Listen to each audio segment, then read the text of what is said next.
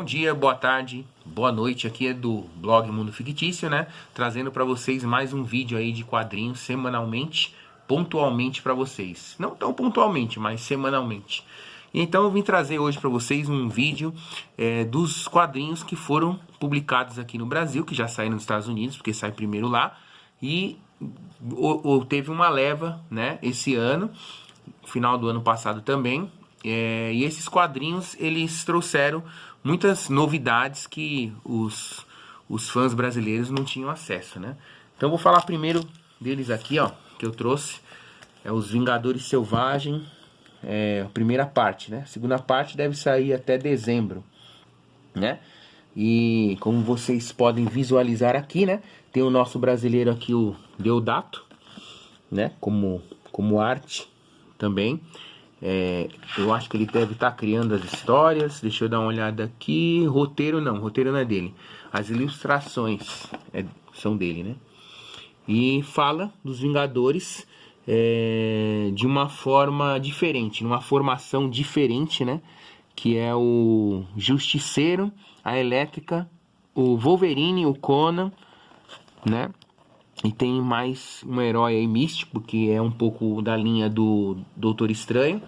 E eles se unem para enfrentar uma ameaça, que é um vilão do Conan, né? Já apareceu nas histórias do Conan, do Howard, que é o criador do Conan. Então, assim, é muito interessante porque tem um encontro clássico do Wolverine com o Conan, que eu vou mostrar aqui para vocês. Mas aí vocês vão perguntar, nossa, é a primeira vez que o Wolverine encontra o Conan? Não. Teve uma revista, Grandes Heróis Marvel, do qual o Conan encontra o Wolverine, né? Então tem todo um lance aqui, ó. Um encontro bem bacana, né? Um visual totalmente diferente, porque o Deodato que desenha, o brasileiro, vamos dar valor, né? Ao Brasil. E foi uma das últimas revistas que o Deodato desenhou, né? Que é essa e o segundo volume dessa, porque ele saiu da Marvel, né? Pra quem não sabe. Então, é isso. Não vou dar muito spoiler para mostrar as artes conceituais, porque senão vocês não vão comprar na revista, né? Minha intenção não é que vocês leiam a revista por mim, e sim que vocês leiam a revista por si. Então, ó que legal a espada aqui, ó, que não é a espada original do Conan, porque ele perdeu quando ele veio para a nossa época, tá? Então aqui, ó, Vingadores Selvagens, volume 1, que eu acho que o volume 2 sai até dezembro. A outra revista que eu trouxe aqui, muito legal, né? São essas duas aqui, ó. Thanos e a Ordem Negra. A Ordem Negra, para quem não sabe, foi pro cinema, né? Com Vingadores Guerra Infinita parte 1, né? E o parte 2, que não é parte 2, né? Que é outro título. E mostra a Ordem Negra. Aqui fala um pouco dos acólitos do Thanos, né? Que é o Falso de Ébano, né? A Meia-Noite, a Estrela Polar, né? O Corvus Glaives, né? Que é difícil até falar o nome, né? E a Cisne Negro.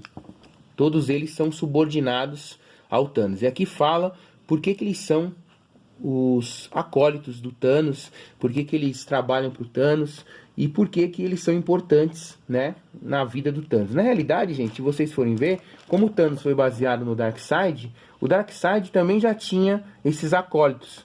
Só que a Marvel, quando criou os acólitos para o Thanos, foi recentemente, não foi no início.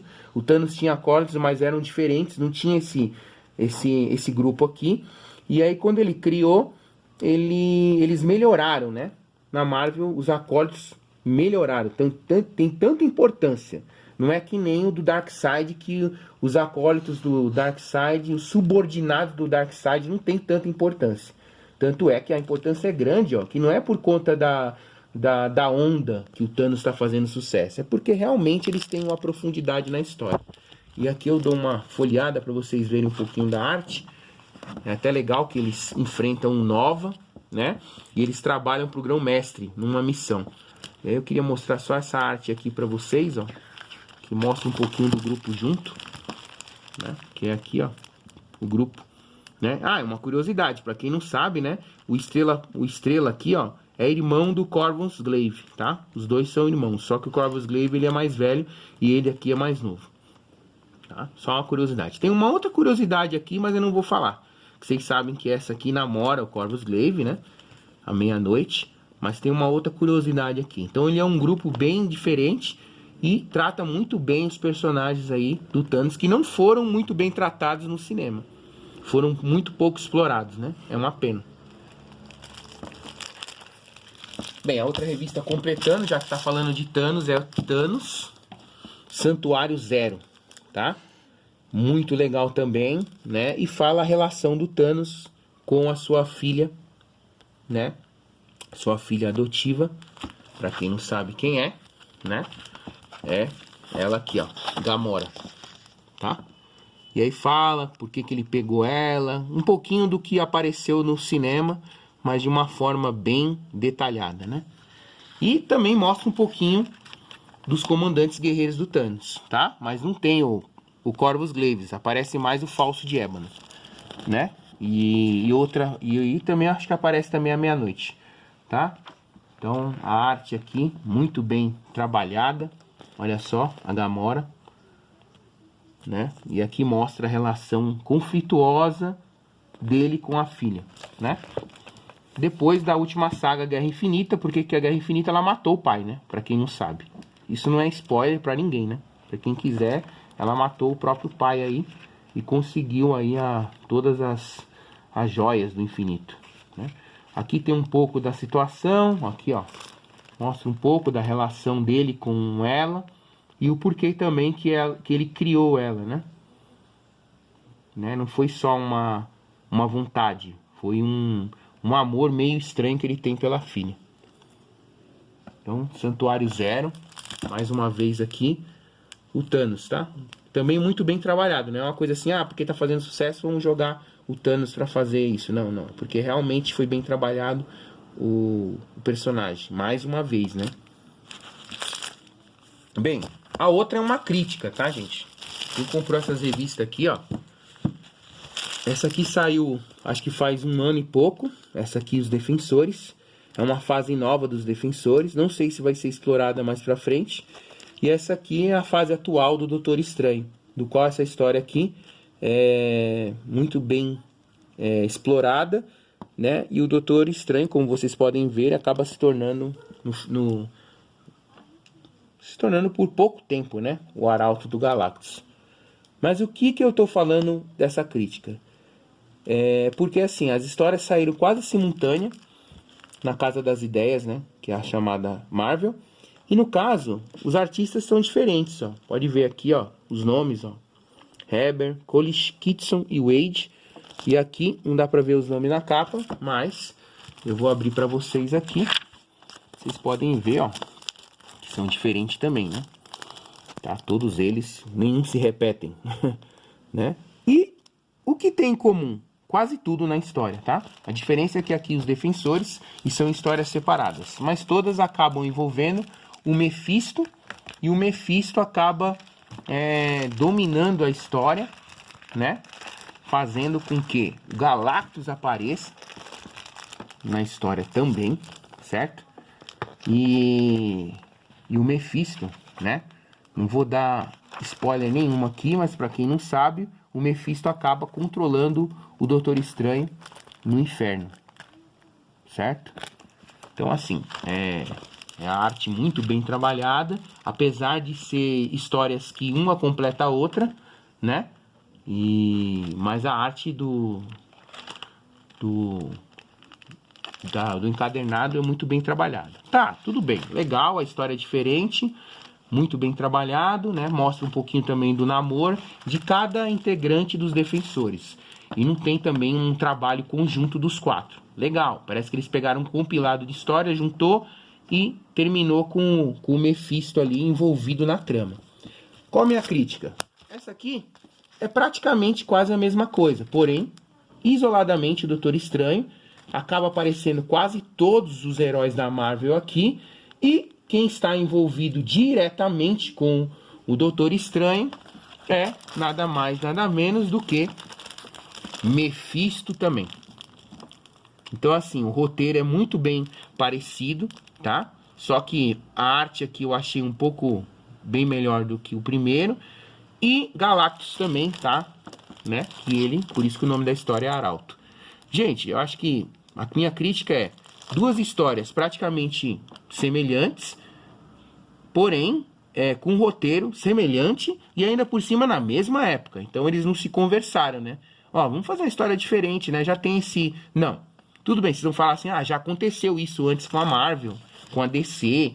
Isso acontece, mas assim, num espaço de 10 anos, né? Não no mesmo ano. Então tá tendo assim, acho que uns conflitos de história, sei lá, os conflitos aí que poderiam ter melhorado. Mas é muito bom para colecionar, tá? As duas histórias são boas, apesar de serem parecidas. Quando você compra essa, se você ler a outra primeira e compra essa depois, parece que você tá tendo um déjà vu. Aí você fala, nossa, parece que eu já li essa história. Aí você vai lá procurar, realmente não é que você não leu, é uma história diferente, porém parecida, tá? Então, para quem coleciona, é muito bom. Agora, para quem não quer ler as mesmas histórias, não compre, tá? Então aqui, ó, Doutor Estranho, Arauto de Galactus, tá? Possivelmente também, acho que essa história aqui dá para tirar muita coisa para levar pro Doutor Estranho 2, né, no cinema.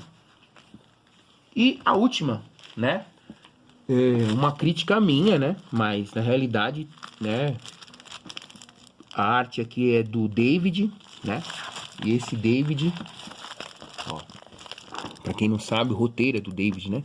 Pra quem não sabe, esse Peter David foi ele que criou o universo 2099. Então ele gosta de recriar as coisas, né? Porque o universo 2099 são heróis que já existem no nosso universo, mas vivem no futuro de uma forma diferente e outras pessoas carregando o manto desses nomes do universo. Então o que que acontece? Nessa história ele cria um herói chamado Pródigo, que seria o filho pródigo, né? Relacionado a um termo bíblico. E esse herói, ele acaba entrando em conflito com Guardiões da Galáxia, Surfista Prateado e Quarteto Fantástico. Eu achei a história muito, muito boa, né? Muito boa mesmo. Aqui é o Khazar, né? Na Terra Selvagem, que aparece também na história. E a história é muito boa, só que assim, gente, o herói, só para não dar um spoiler aqui muito grande para vocês, ele controla os 4 elementos naturais de uma forma muito grande, tá? Então, o fogo, a água, a terra e o ar. Então, por exemplo, já existe isso, o Avatar, né? O Capitão Planeta e outros heróis aí que foram criados, só que a Marvel não tinha esse herói, então ele acabou criando.